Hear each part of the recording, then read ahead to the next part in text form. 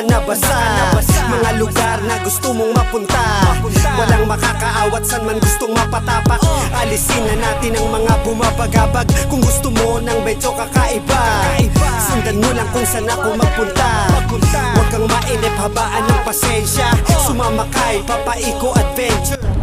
Alright guys, so we are just landed in the Discovery Bay Pier. New place, new experience, new tour in Hong Kong. So this is Discovery Bay Pier. Ayan. So pupuntahan natin yung mga tropa natin sa beach.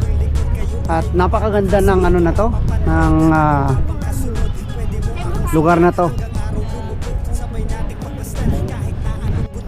Ayun guys, so dito ako nagtanong sa mga kababayan natin, mga magagandang ate na to. Lamig na lamig sila. Huwag lang kayong magpapakita kay daw ungas ha. So taga rito talaga kayo ate? Yes po. Ayan, so nagtanong ako kung saan yung Nimshuan at sinabi nila doon daw. Doon daw. Tapos maglakad daw ako, tapos biglang liko. Medyo kakaiba, sundan mo lang kung saan ako magpunta. Huwag kang mainip, habaan ng... So ito ang bungad ng Discovery Bay mga idol. Makikita natin ang ganda. So the weather is very good. The sun shines very nice. And ito po yung surroundings dito sa loob ng ano na to, sa bungad ng Discovery Bay Pier. Ito. So napakaganda, napakaliwalas. Ayan. Ibutin natin. So dito tayo magtatanong. Ate, asan yung Nimshuan dito? Doon po kuya. Dito ako, diretso ako dito banda. Oo, labas ka po dito sa labas. Tapos diretso. Anong pangalan mo te? Christine po, Merry Christmas! Merry Christmas! I'm Madeline. Hello Manay, po! shout out. Thank you! Okay. D-Bay Plaza. Ayan. So papasok tayo dito mga idol ano, para bumili ng tubig at kung ano pa man yung bibili natin. So makikita natin ang pambungad dito. Ang ganda oh. Bungad pa lang yan ha. Ayan. So hanapin natin yung fusion. Nagkalat ang mga Pilipino dito. Eh saan yung fusion dito? Ay ito na nga. Ito na pala yung fusion mga idol. So yun mga idol, hahanapin natin kung saan tayo makakabili ng soft drinks. Ito na. wala tayong magagawa kundi ano. Aray ko. Masakit. Ito guys yung village. Ito yung Nimshuan Village. Makikita natin parang Pinas. Ang ganda oh. Ay parang naliligaw na ako mga idol. Nakakatakot na dito. Umuiwan naman na to. Hindi akong Pilipina, magtanong tayo. Ay ate, pwede po bang magtanong? Opo, sige po. Asan ba yung Nimshuan dito? Yung Ito na po beach? yung kuya. Asan yung Anong mga kasama? Nimshuan bench per second? Baka yung second. Ito yung first. Siyempre malamang. Ayan, baka doon sa front pa. Ito pa, dito pa ako. Tutuloy pa ako. Oo, madulaanan ka dyan. Diretsuhin mo lang yan. Tapos, diretso lang yun. Oh, tapos biglang liko. Hindi kuya, aakit ka doon hanggang Oh, sa... ito si ate oh. Ala. Say hi to my vlogs. Hello! Ayan, so Diretso lang kuya, ang dami sarap ka- ng ulam niya. Ang dami dyan. Oh, sige. Bye-bye na. Oh, ano, bye-bye na. Thank you ate ah. Nandito na pala yung boss namin, ha? Guys, ito yung loob ng village. Ano, makikita natin. Ito oh. At ito yung bahay ni Boss Josephs, napakaganda. Parang nasa probinsya ka lang talaga. Tingnan nyo oh, simpleng bahay. Ang sarap ng mabuhay dito.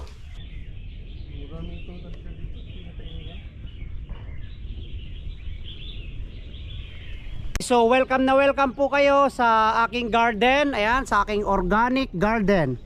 Ayan, makikita natin, meron tayong plantation dito ng kamatis. Ayan, kamatis at saka saging. Ayan, sagingan. So napaka probinsya mga idol, no? Papaya. Meron din tayong papaya dito. Mamaya kukunin natin to. Oh, papaya. Wow, laki. Ano yung gulay na yan? So itong gulay na to ay ang tinatawag na gulay. Hindi ko alam anong pangalan nito. May pwede na tat, tunahin mo pats. Yan. Ito po yung ating DA. Ano yung DA? Agriculturist po. Ito yung ating Master Agriculturist. Department of Agriculture. Ito yung agriculturist natin. So Wow, napaka-fresh mga idol. Buti pa yung saging. May puso. Eh yung nanonood dito, wala. Ay, charit. Yan, so meron din silang dragon fruits. Yan. Ito marami sa kaliwa. Marami kaliwa. So napakasarap. Yan. Pitsay. Meron tayong mga pechay. Kaliwa marami Paps. Pechay. Ayan oh. Ito bunga, hindi naman to repolyo. Merry Christmas. Yan. Magsaba-saba na po Miso Oh. Pusday. O tingnan mo sila oh. Ang sarap i-content yung mga to. Ayan oh. Oy, andi mo day kay vlogger man day para Ay. mabaryals mo day. Ang ganda dito guys oh. Grabe oh.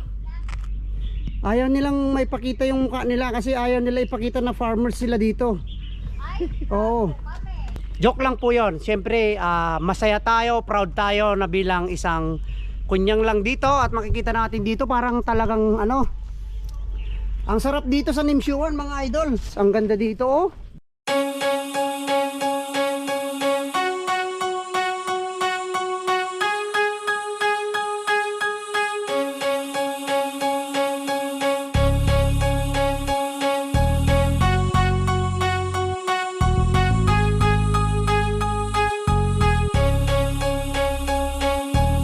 Halika na kung handa ka na basa. Mga lugar na gusto mong mapunta.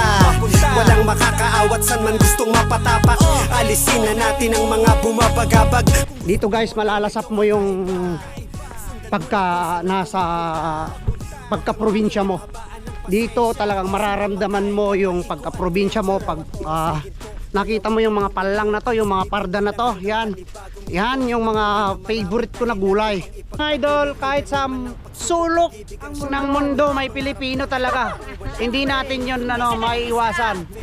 Ang importante, kasama natin ang pinakagwapo ng Discovery Bay. No? Ito si Dodong. Si Dodong ng Isla Pasita. Isla Bonita. Dodong ng Dibay. Ito na. Ito na ang artista ng Dibay. Ang pinaka-chick boy. Huwag kang ganyan Paps. So ayan, nakarating na kami mga idol. At isi-set up ko na ang aking tent para may mahigaan ako mamayang gabi dito. So ayan, sobrang napakaganda ng lugar na to. Relaxing.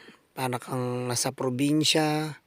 Ayan, kapag naririnig mo yung alon, yung lagas-las ng tubig, parang nababawasan yung yung mga nakakabawas ka talaga ng stress. Puro tayo trabaho.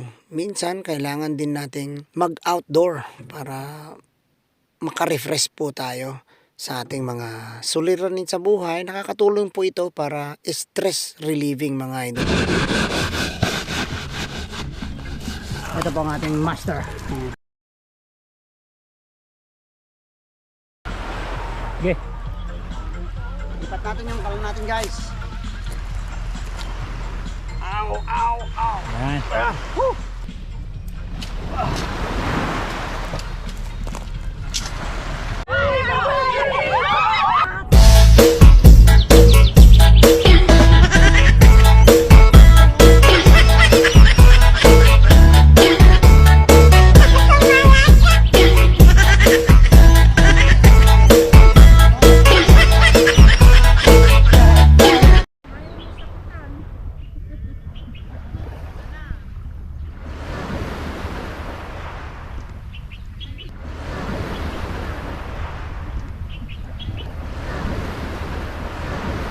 At habang nagpre-prepare ng almusal, diretsong lunch ang ating mga master.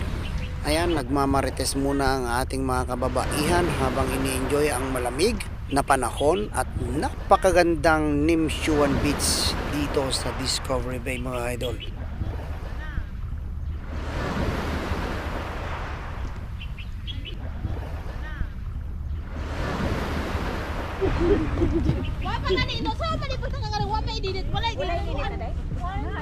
Ito pa yung ating kalahating lechon muna. Yan. With the masters.